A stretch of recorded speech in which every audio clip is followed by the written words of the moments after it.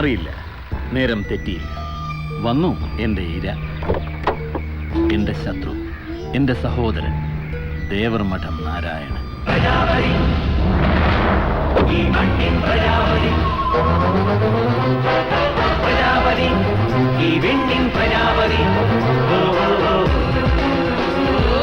ഉടല് പൊട്ടിച്ച കൊടുങ്കാറ്റ് പോലെ നീ കാളിയാർ മഠത്തിലേക്ക് പോയെന്നും ഞങ്ങളുടെ അച്ഛനെ തെറിവാക്കുകൊണ്ട് കിടക്കപ്പായിന്ന് പൊക്കി നിർത്തിയെന്നും കേട്ടു.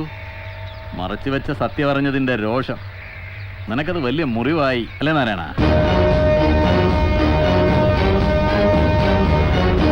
നായാടികളുടെ നിയമം മുറിവേറ്റ മൃഗത്തിനെ പിന്തുടർന്ന് കൊല്ലണമെന്ന. നിന്നെ കൊല്ലാനാ എൻ്റെ തീരുമാനം. സൂപ്പർ ഡയലോഗ് വെച്ചേ മാനെ ഗിരി. ഇത് എങ്ങനെയാടാ 8 കൊല്ലം കയ്യിൽ കുത്തി നീ ഡയലോഗ് എടുത്ത് വീശുന്നേ?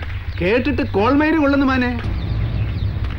നീ ക്ലിന്റ് ഈസ്റ്റ്വുഡ് അഭിനയിച്ച good bad and the ugly എന്ന വൈൽഡ് വെസ്റ്റ് കൗബോയ് സിനിമ നടന്നു. അതിലൊരു ഡയലോഗ് ഉണ്ട്, if you want shoot shoot don't talk. അതായത് പച്ച മലയാളത്തിൽ പറഞ്ഞാൽ വെടി വെക്കാൻ ഇറങ്ങിയാൽ വെച്ചിട്ട് വേണം, ഇടയിൽ കൊണാരം അടിക്കരുത്.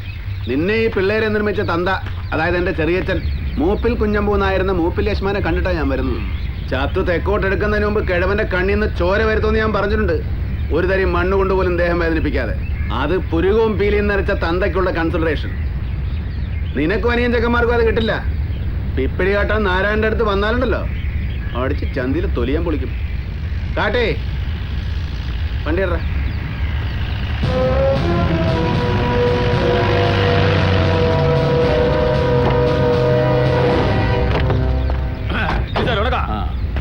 മനെ ഗിരി, അപ്പൊ നീ ഒരുങ്ങി തന്നെ ഇറങ്ങിയതാണ്. ഇത് കളി മലങ്കോളാണല്ലോ സഹോദര.